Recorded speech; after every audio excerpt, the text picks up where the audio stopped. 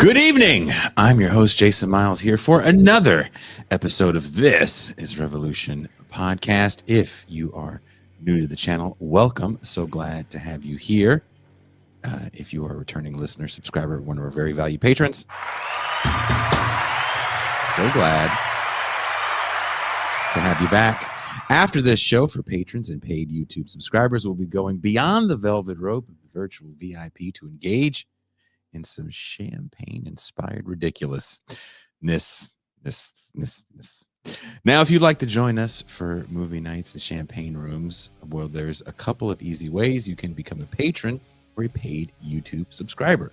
Your donation makes sure that TIR can continue to stay on the air and bring programming such as this. $3 a month or a one-time payment of $30 for the year is all it takes.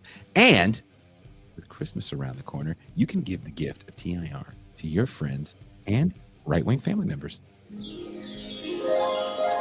Trust me, it's worth it. Now, on to what you guys came here for. The life and times of British aristocrat turned commie, Jessica Mitford. Is it nature or nurture? What happens when you are raised in privilege and taught that your advantages are ordained by higher powers and never to be questioned?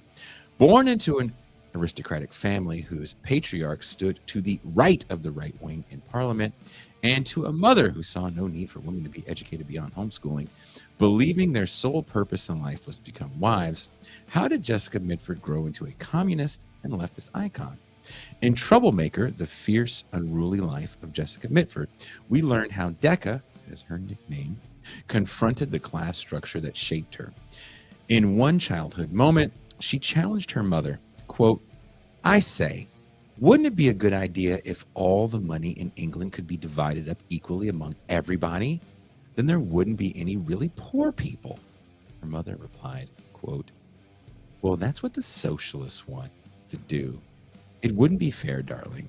You wouldn't like it if you saved up all your pocket money and Debo spent hers, and I maybe gave you half your savings to Debo. Would you?"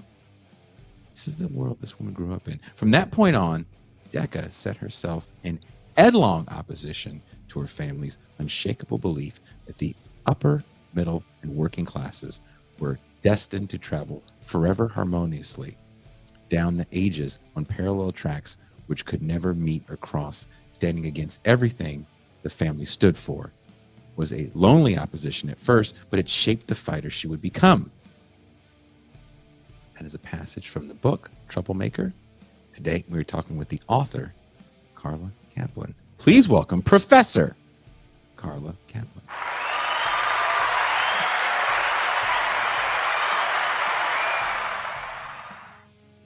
How are you? Great. Wonderful to be here tonight. Thank you for taking the time to talk to me. Oh, my pleasure. Now, what prompted you to even want to write this book? Was this someone that you had studied? So a couple of things prompted me. One is I had been looking really for years and years and years for a female activist who was a writer and who was really funny. I wanted to break the stereotypical myth that all women activists are earnest and stern and no fun to be around. And Jessica Mitford was really the funniest activist in American and probably, transatlantic history. She was absolutely a riot. So there was that. She was a huge gift because of how funny she was and how much fun she was.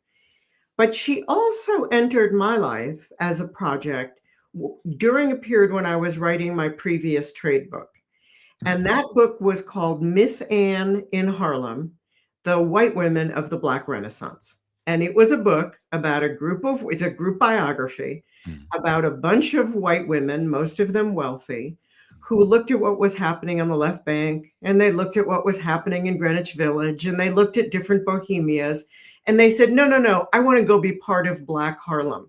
What a ridiculous, unlikely, amazing choice this was. And in most cases, it didn't work out very well. And that may not surprise you. So they had these great intentions. They really did want to be anti-racists in the 1920s and 30s, but they had no idea how to cross social lines. and most of them were failed allies. And I had written this whole book about a cohort of failed allies.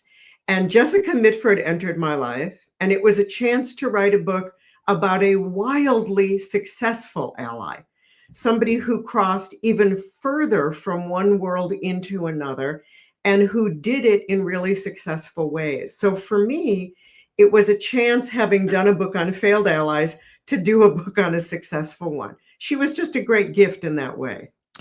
What's interesting in reading the book is that she comes from a ridiculously aristocratic family, to the point where one of her sisters, I believe, marries the man that started the Britain Fascist Oh, yeah. Party. Diana married the head of the British Union of Fascists and never apologized for her support of fascism or Nazism, ever. She never did.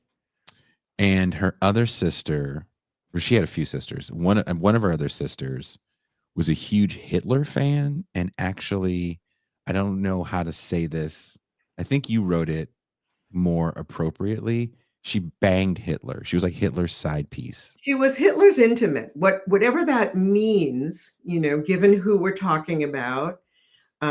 She was his intimate, and she stalked him for months until he noticed her. Yeah, I mean, you can't make these people up. They were completely committed to fascism.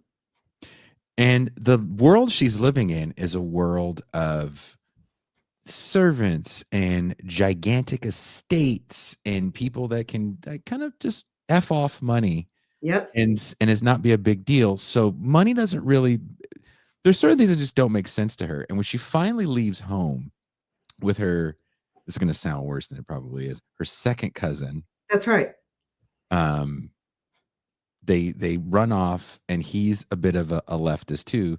She's got these streaks in her, and you write about this in the book that, well, one sister is drawing swastikas, she's drawing hammer and sickles in the window.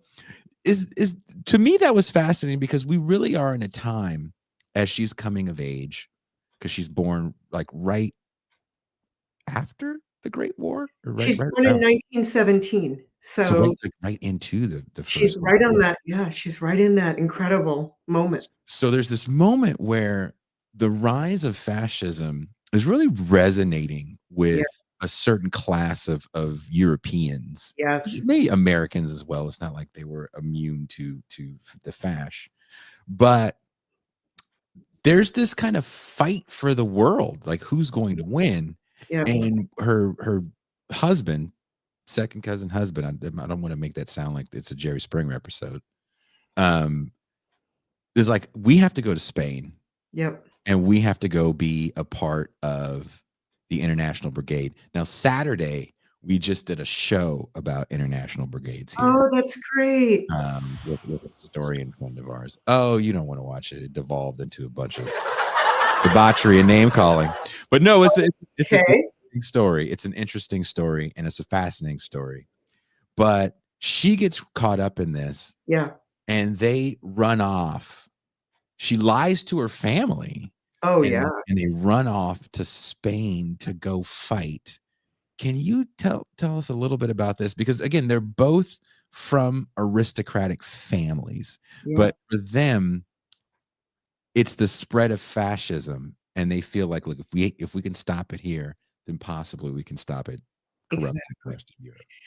So the second cousin, first husband, Esmond Romilly, was an amazing character. And he was actually famous from the time he was 16 years old. He ran away from boarding school. His boarding school was Wellington. And he ran away, but only after he and his brother Giles started a student newspaper.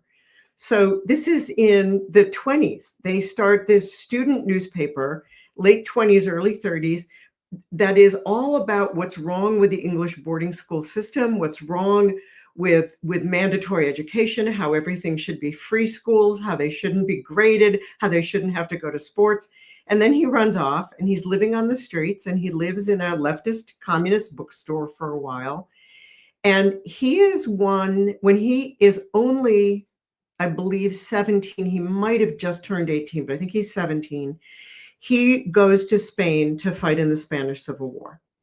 And to get to Spain, he has to bicycle across the Pyrenees. He gets to France, he bicycles, he loses, he's not somebody who was ever organized. He loses his wallet, he loses his money, he loses his letters of introduction. Anyway, he finally gets to Spain to fight in the war. And he is so early as a volunteer, there isn't yet an English brigade. So that's how early he is. He fights with an Italian and German brigade called the Thalman Battalion. And he fights in the Spanish Civil War. He's actually in the battle for Madrid. He's in the Battle of Boadilla, which is one of the bloodiest and worst battles of the Spanish Civil War. And of his entire battalion, there are only 4 survivors, and he is one of them.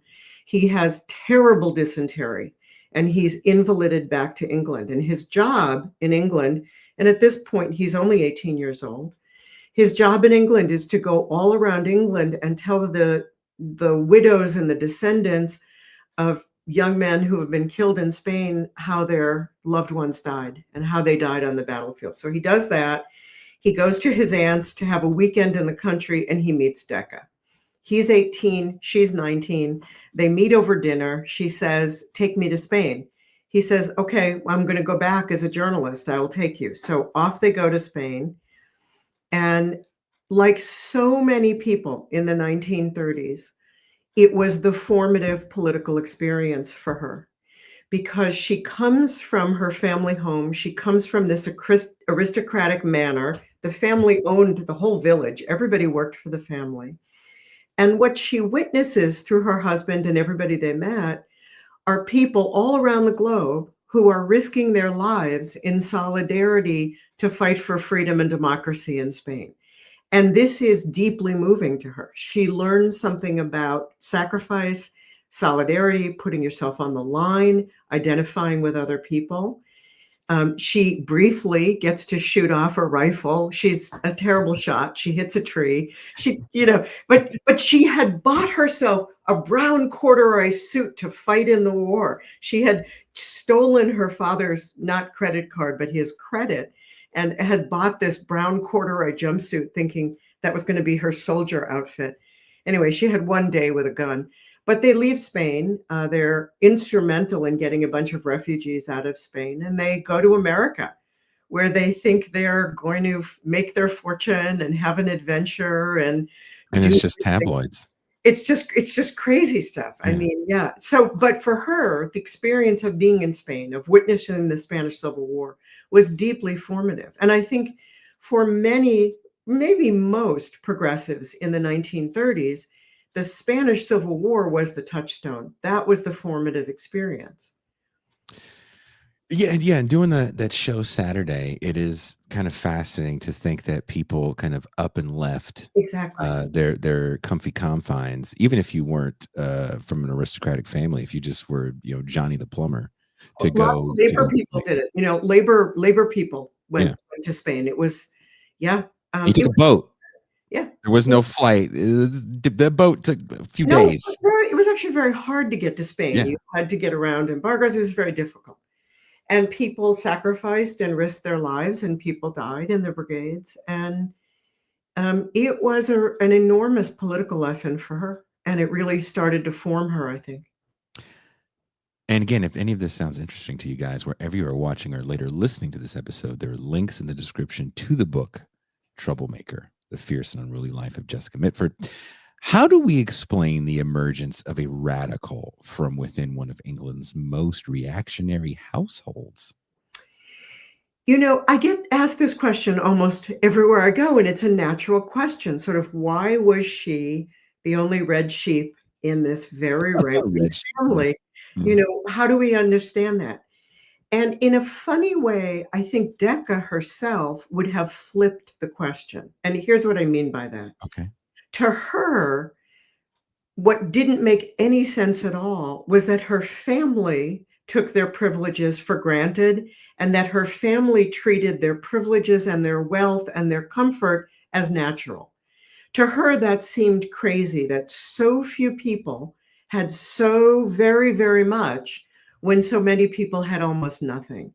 And from her perspective, the thing that made no sense was that her family didn't question their privileges. And to her, the questioning came very naturally. I think we've all experienced, and some of us have been, young children with a really deep sense of fairness. Sometimes that comes out in, how come my sister gets more allowance than I do?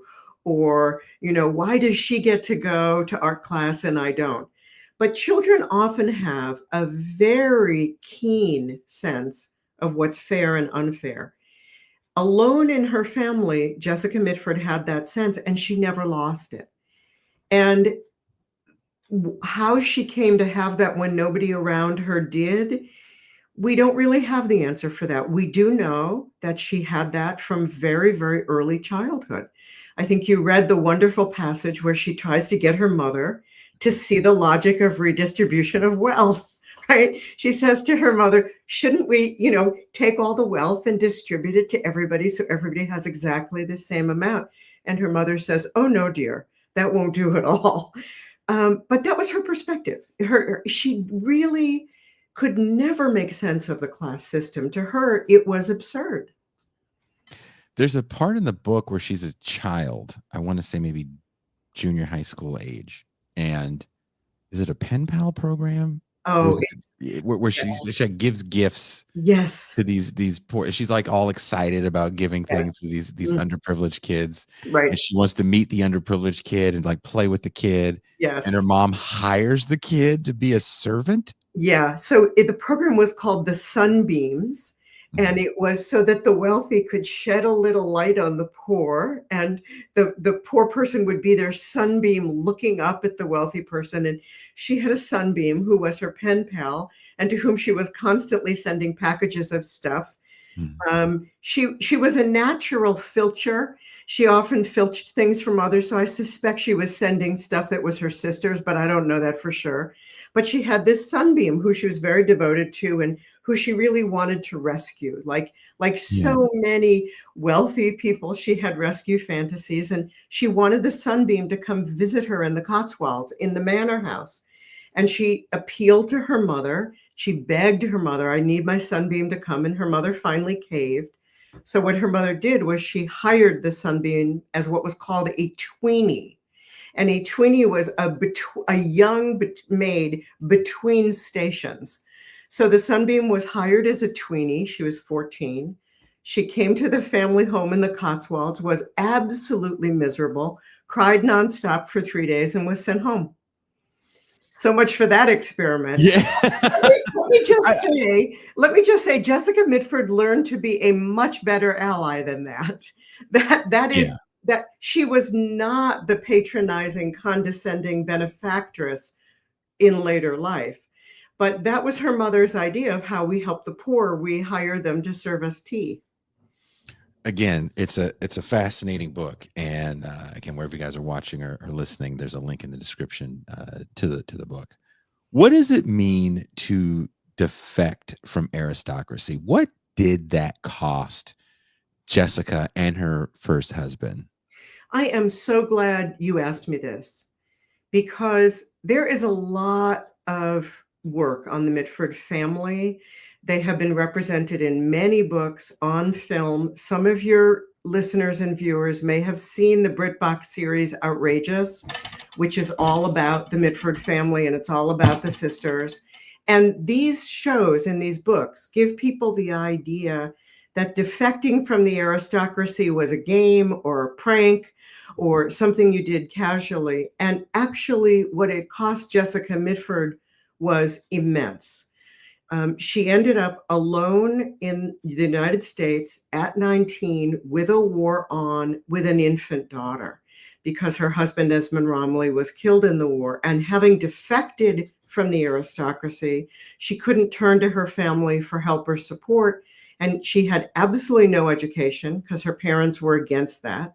Her father thought that education for girls would thicken their ankles and make them unmarriageable. And her mother thought it was unnecessary. They were just being raised to be wives, and she didn't want them around other people. So here she is. She's 19. She has no money. She has no education. She's cut her ties to her family. And it was a very difficult time for her for 2 years. But prior to that, one of the things most people had not known about Jessica Mitford was that it also cost her the life of her first daughter. So her defection from the aristocracy was directly linked to the death of her infant daughter, Julia.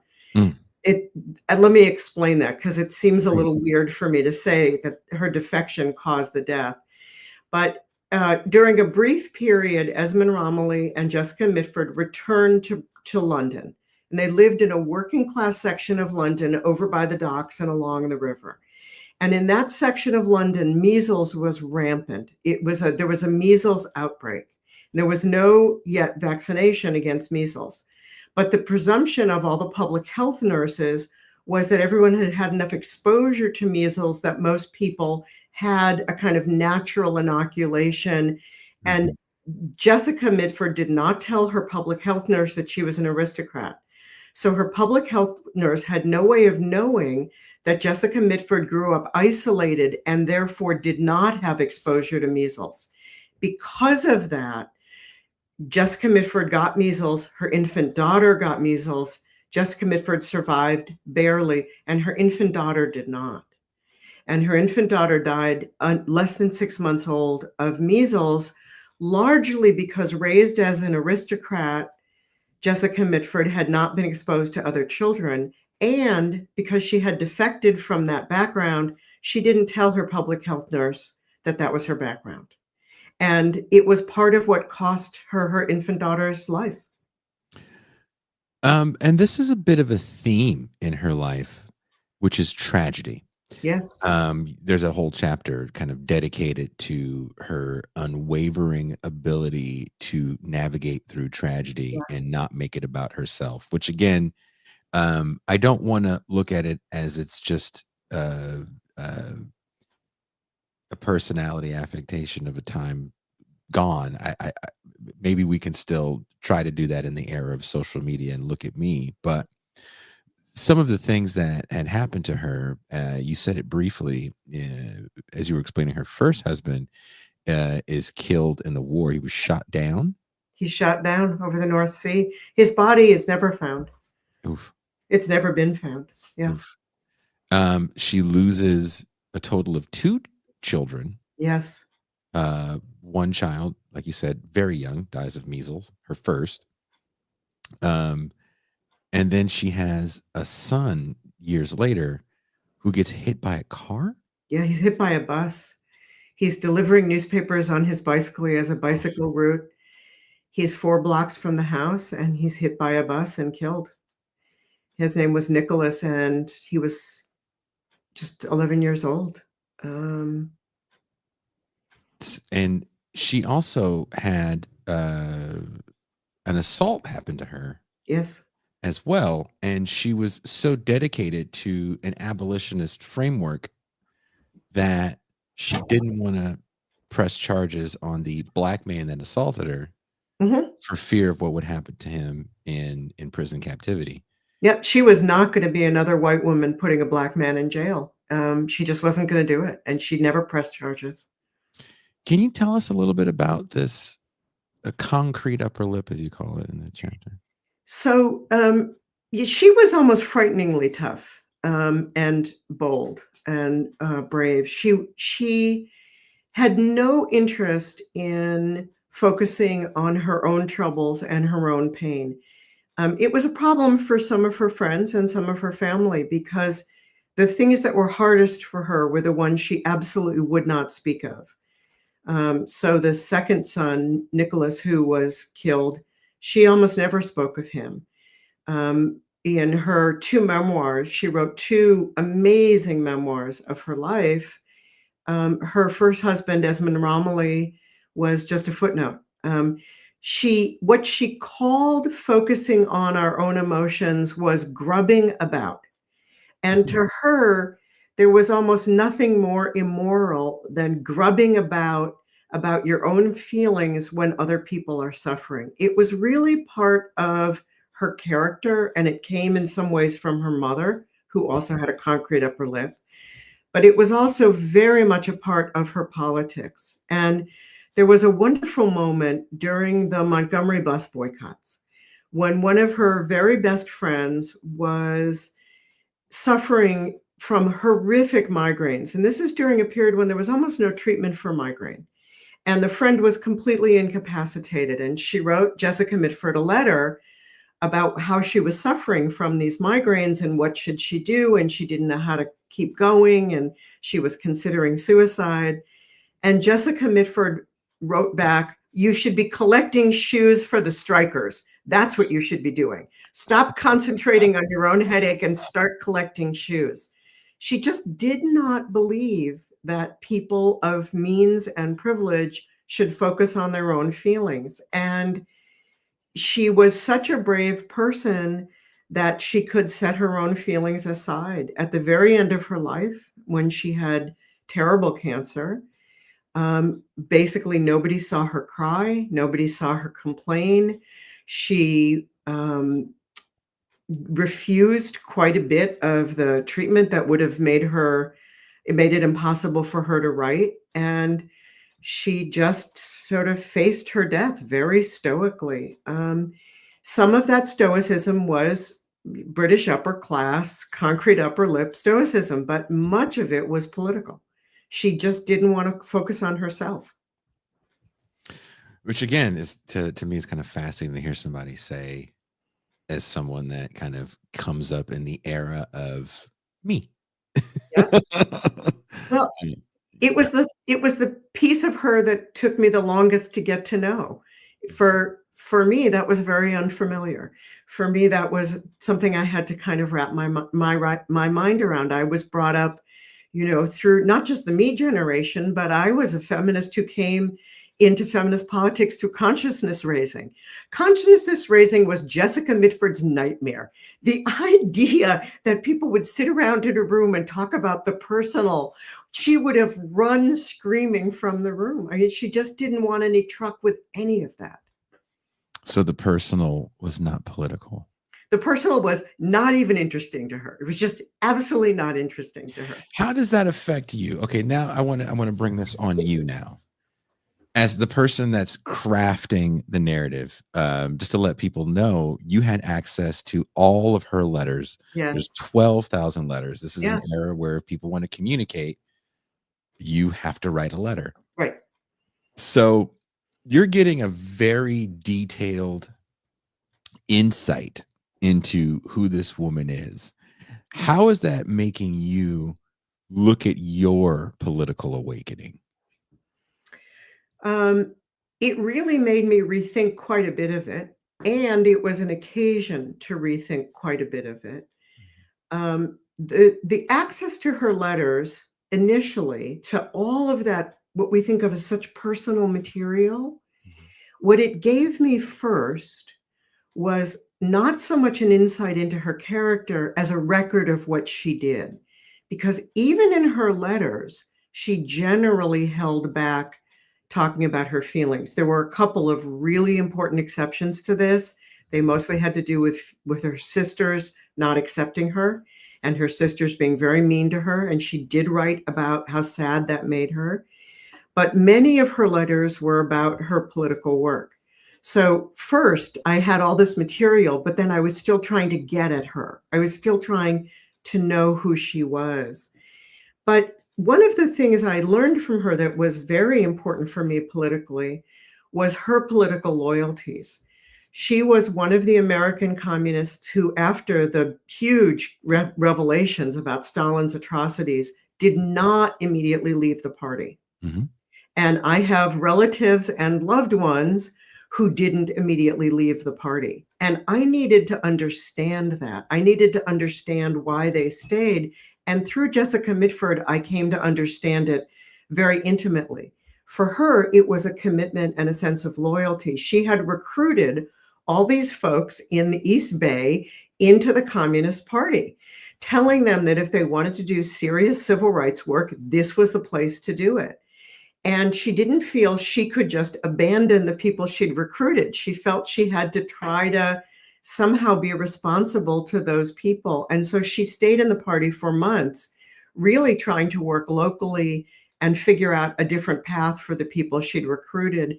And for me, that was a really important lesson and a really important model, because so much of American politics, people have a huge conflict and then the organization splits and people never speak to each other again, and that's it. And it's cut and dried and you're on one side or the other. One of the things I can tell you with certainty Jessica Mitford would have had absolutely no tolerance for is cancel culture. The idea that people aren't allowed to make mistakes, that they're not allowed to grow, that they're not allowed to change, that if they say the wrong thing, that you cut them and you're done with them. As a person who was both left-wing and deeply loyal, that would have appalled her. And it did get me to think a little more deeply about the politics of cancel culture and the politics of organizational splits, which I have lived through my whole life as an activist. And I learned a lot from her. I learned a lot from her steadfastness, but also from her humor and her flexibility. She just refused to be over earnest about anything. And that's a lovely thing to encounter in a left-wing person. Right? Is it just from a left-wing person from another generation that is kind of foreign to us? I'm trying to think if there's anybody I can look at who has her reverence and wonderful sense of humor today on the left, and who can make jokes about everything, and who is a deadly serious political person, but is also funny and fun to be with. And I am honestly hard-pressed to come up with somebody who is in Decca's mold, who has her sense of joy and playfulness and silliness, and yet is a really dedicated, serious activist. I just feel like we could use more of that energy. Did Decca ever fully escape her class, or did she just weaponize it? Both, I would say. I mean, I think she fully escaped its way of looking at the world. And I mean that in one very particular way. Part of what is endemic to the British aristocracy, and I think to most upper class society, is a disinterest in other people.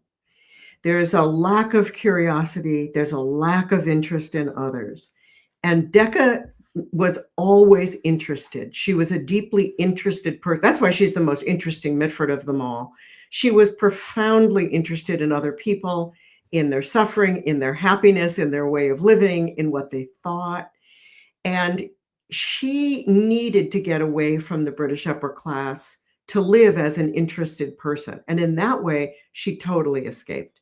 She had a life that was much more fulfilling for her than any of her sisters' fancy schmancy, wealthy, amazing, noble lives.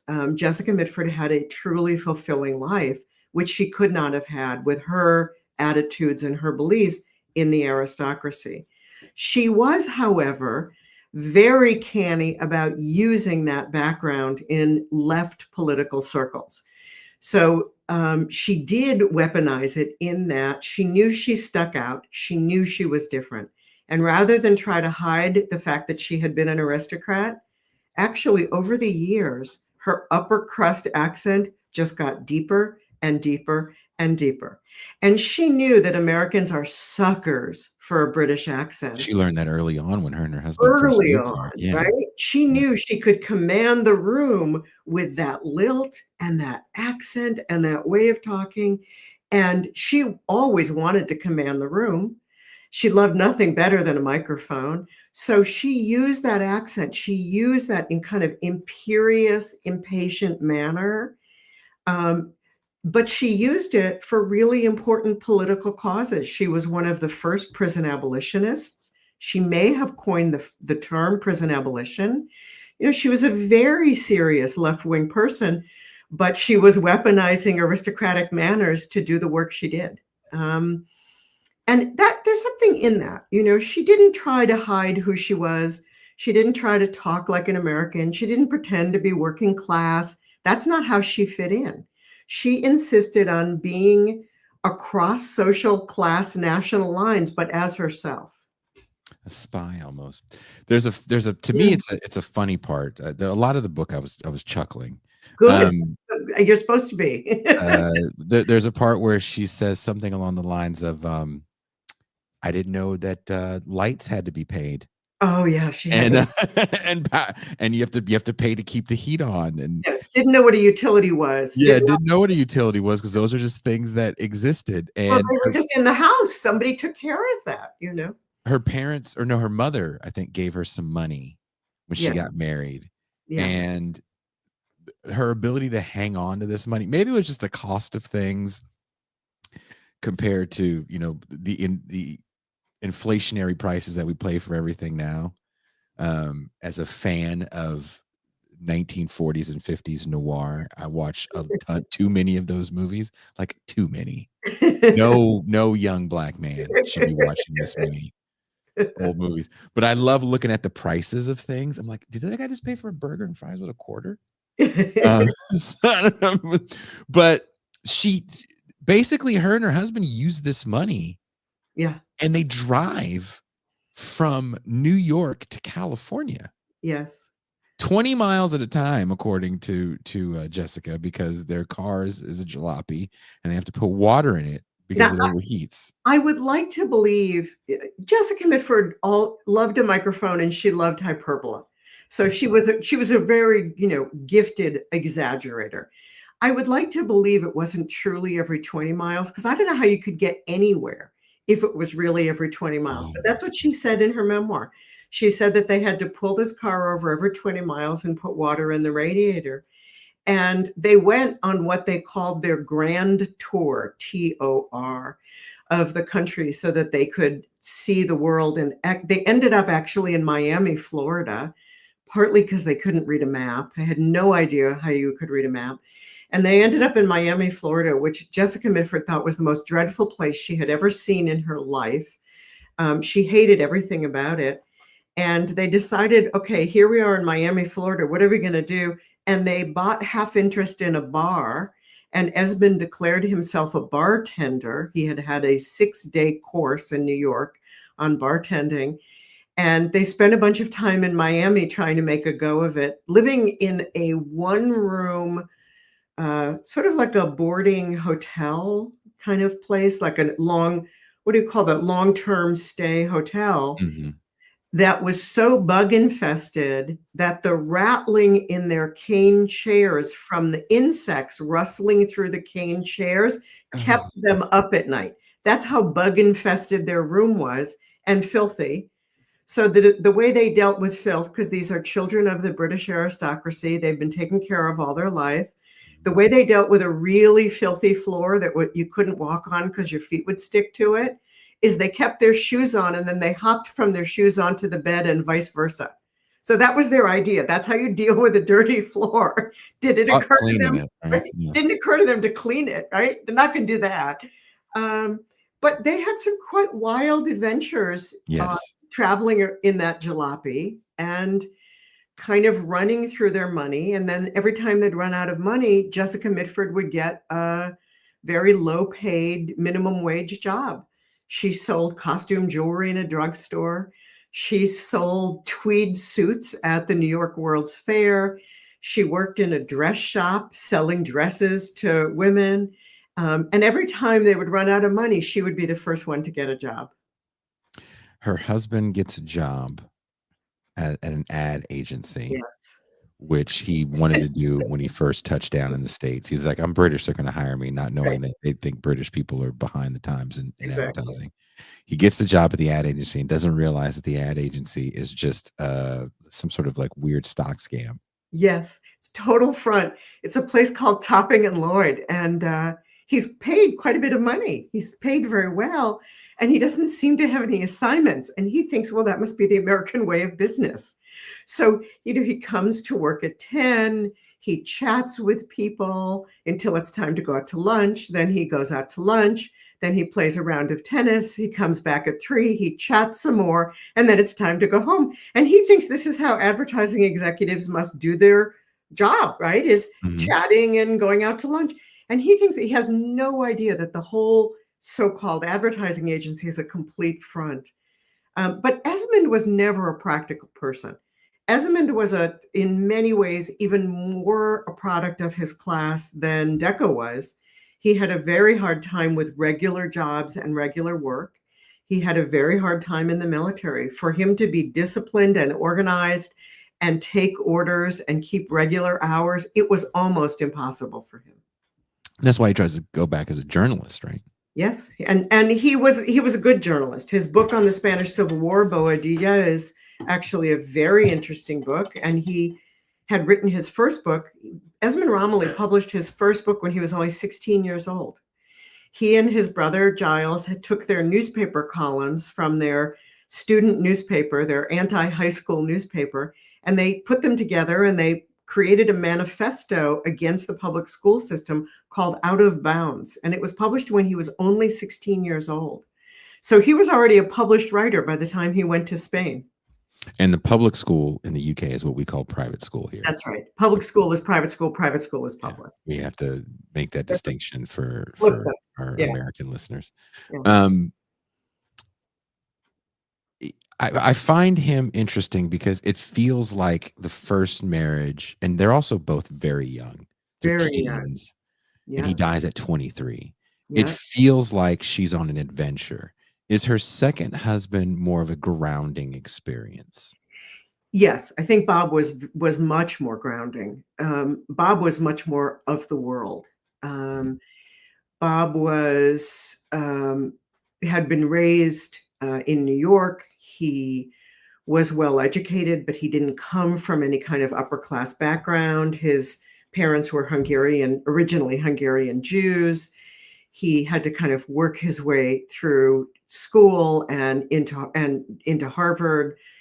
And he had a much more worldly sensibility. What he brought into the marriage, and this was critical for Decca, was an incredible sense of play. He was also very much a prankster and a practical joker and somebody who loved word games. And that was very important to her because she couldn't be serious for very long. And he was a very serious leftist, which she needed. She needed somebody who was a comrade, and Bob was that. And Bob Truehaft, to his great credit, had no interest, at least where Decca was concerned, in a traditional marriage. So he realized almost immediately that he had taken up with somebody who did not have the domestic skills a Nat would have.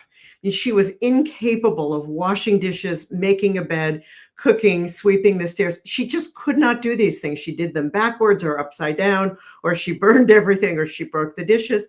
And Bob sort of immediately understood that this was not going to be a traditional marriage. She wasn't going to do those things. And he took them all over. So he allowed her to live as a writer and an activist in a very feminist household. He did all the grocery shopping. He did the cooking. And he was also very interested in Decca having the limelight. He didn't need to shine. He was happy for her to shine. So he was a really wonderful choice of a husband in many ways. And he was a great character. He only lived a few years past her. He did. He didn't live too many years past her. Yeah. Who are the key individuals in her leftist turn, or is it just something that's kind of a part of her from childhood? So it's definitely a part of her from childhood, that enormous sense of right and wrong, that keen child sense of fairness. Mm-hmm. But I think because she had declared herself a socialist when she didn't really know very much about socialism. She didn't know any socialists. She was in her nursery with her sister, who was carving swastikas into the window. So Decca carved hammers and sickle and declared herself a socialist. But the first real socialist she met was Esmond Romilly. And he was a very important person in helping her develop a political education. By the time he died and she was living in the United States, the people with whom she lived for over 2 years were the great civil rights Southern icons, Virginia and Clifford Durr. Mm-hmm. And she lived in the Durr household for 2 years. Well, you couldn't really live in the Durr household and not learn history and political theory and civil rights, because not only were the Durrs constantly talking politics and reading everything that was around, but through their house was sort of coming every key Southern and then Washington, D.C. political figure of the kind of New Deal liberal mindset. And the Durrs were very important for her political education. And Decca took political education very seriously. She read everything. She read the stuff that most of us have never gotten through and, we think is deadly boring. She would read the 5 volumes of a political figure's speeches. She read the really arcane material on the history of race in America, particularly legislative, judicial material. She was an autodidact. She'd never had any education. So nothing stopped her. When she started to study a subject, whether it was the history of race or housing discrimination or something else, she went down absolutely every rabbit hole because she had no training. She didn't have anything that pulled her up short, that said to her, well, that's the end of that project. She just kept going. It's why she left so much insane material for her biographer to go through, because she was an indefatigable researcher. She was an amazing researcher. And she started doing that kind of reading in the Durr household. And of course, the Durrs had one of the great left libraries in America. So they were also very influential for her and very important. And then in the Communist Party, she had a number of really important Communist Party mentors who were enormously helpful to her. Al Richmond, the great journalist, Al Bernstein, Carl Bernstein's father, was one of her original political Communist Party mentors. Wow. Marge France, Pele de Lap, and anything these people mentioned, she went home and stayed up all night and read. She did not want to be the least well-read person in the room. Mm-hmm. So she really took her political education very seriously. She went to the California Labor School and studied all kinds of left topics at, the California Labor School, one of the great free political, amazing educations in the country. Unions and the Communist Party started a school that taught everything from dance to African-American history. It probably was the first school to ever have a serious curriculum of Black studies. And she was a California Labor School student. So she also was educated there. What does it say about someone whose leftism truly comes from a certain amount of experience and a courage to say, I don't know, mm-hmm. and sit back and learn throughout life? Yeah. Right. She's kind of like this throughout life, opposed to just the academic path. I do think she would have had a certain amount of disdain for the academic path, for people who can profess the theory but have never walked the walk, because she did walk the walk. She referred to herself as a foot soldier in the Communist Party, and she was.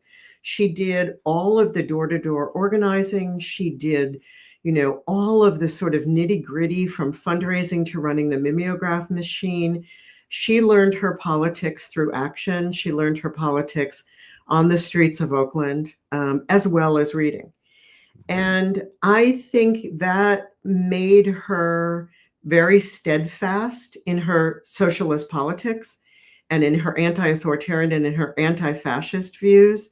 She never wavered. The thing about Jessica Mitford is she was a lifelong anti-fascist, basically from birth up to her death. And she was very unwavering as an anti-fascist and an anti-authoritarian. But because she wasn't professing enormous amounts of political theory, she was very practical. She was a practical political thinker. And I think it allowed her to be much more flexible in her thinking than some people who come to politics purely through theory. She was a very pragmatic communist. She was somebody who was perfectly happy to try to organize a bunch of doctors. And it caused rifts in her communist local, in her club, because she felt like it was important for communists to talk to non-communists. And that was part of her practicality. She was very much sort of let's get business done person. She hated people who just wasted time on empty talk. She couldn't bear that. She wanted to get things done. Kind of like Fannie Lou Hamer in that regard. Very much so. Fannie Lou Hamer was one of the people she learned from, not with. Oh, okay. Not with, but she learned a great deal from Fannie Lou Hamer. So Fannie Lou Hamer's insistence that political strategy had to come from the people most affected by the political goals was something Jessica Mitford deeply understood, and she worked outward from that. And as a muckraking writer, it served her in very, very good stead. Because as a muckraker, she always trained her lens on those people who were being exploited, who were being taken advantage of. And she always told the story from their point of view. And I think the lessons of people like Fannie Lou Hamer, the lessons of people in SNCC were ones that made a great deal of sense to her. What do you consider her greatest political or journalistic triumph in her career? I think her most important book is Kind and Usual Punishment, which came out in the early 1970s and was a really brilliant argument for prison abolition. So the fact that it came out in the early 70s arguing for the abolition of the prison industrial complex was a triumph. Her most successful book, hands down, no contest, was The American Way of Death. So that was the book that put her on the map, and that forever after made her famous. About the funeral home industry. About the funeral home industry, where she exposed what a complete scam it was and what an exploitative system it was. And it was a very effective book. I think I do think the book on the prison system was probably her best work.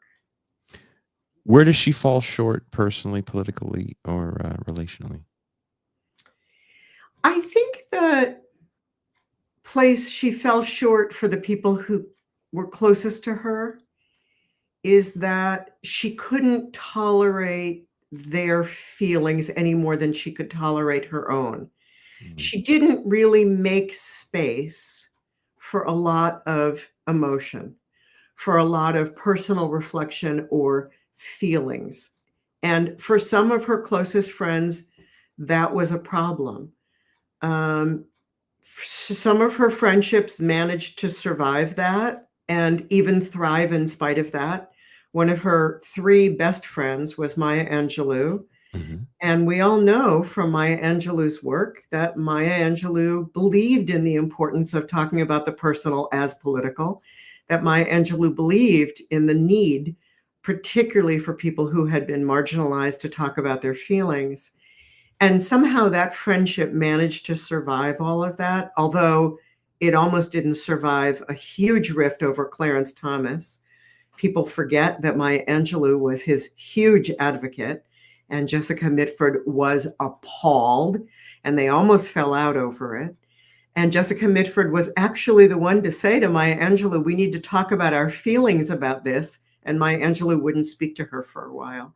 But I think the place she does fall short, particularly in an American context, is that she buried feelings to survive, and it worked for her. But when her friends and loved ones needed to deal with their feelings, she wasn't always the best person for that. In fact, she was almost never the best person for that. What could the left learn from Jessica Mitford's evolution? Oh, well, I think the one thing the left can learn and must learn from her is to stop taking ourselves so damn seriously all the time, and the importance of laughing. I think what we can learn from Jessica Mitford is the way we're going to keep up this fight, because now we're in it for the long haul. This is not going to be over in the next couple of years. It's not going to be over at the midterms. It may not be over at the next election. The damage has been done. And the way we're going to keep up this fight is by keeping up our spirits. And that is Jessica Mitford's life lesson, is that you keep up the fight by keeping up your spirits. Wherever you guys are watching or listening to this show, there are links in the description to the book Troublemaker, the Unruly, the fierce and unruly life of Jessica Mitford. What else are you working on, Miss Kaplan? Well, having spent 10 years on Troublemaker, I'm not about to undertake quite such a long project right now. Okay. So I'm working on a short book on Zora Neale Hurston and why she matters so much even 100 years later, and why it's so important to read Zora Neale Hurston. My first trade book was a collection of all of Hurston's letters and a biography of her life. So I'm going back to do a little work on Hurston because I think she speaks to the moment in some really important ways. Oh, that is fascinating. I definitely want to get you back on to talk about that whenever you're ready. Anytime. Bring me back. We will. Okay. Thank you very much and have a very good rest of your evening. And we talked longer than a half hour. I thought we might. Thank you so much. It was really fun. Thank you very much. Have a very good night, Ms. Kaplan. You too. Bye-bye. That was Carla Kaplan, author of Troublemaker, The Fierce and Unruly Life of Jessica Mitford. Wherever you are watching or listening to the show, there's a link in the description. Before the description of the show is a link to the book. There's no excuse for you to say, hey, Jason, where's the link? I told you at least 7 times in this episode throughout it. So even if you just pick up in the middle, I definitely said it. And it's in the description. So there's no excuse for you not to see it. It's the first thing. Whenever someone writes a book or an article that we talk about on this show, or they make a movie, I put a link in the description, first line, every time. That's what I do. So you don't have to look for it. So don't ask where it is. Don't even be fucking funny and ask where it is. Swear to God, you people. That being said, I am going to get ready to go into the champagne room where there's some things I want to talk about with you people. If you want to join me, there's a couple ways. You can hit join on YouTube. Bam. You're a paid YouTube subscriber. You're one of us. One of us. One of us. If you are listening to this later on Apple, which 41% of people that listen to the podcast listen to it on Apple, become a paid Apple subscriber, and you'll get the access to the champagne room as well. Become a patron, patreon.com/Bitter Lake Presents. Wherever you are watching or listening, there's a link there as well. So let's go. I look over and I see the chat, and I just see some comment about hoes, and I'm like, shit. Thank God the guest is gone. Jesus.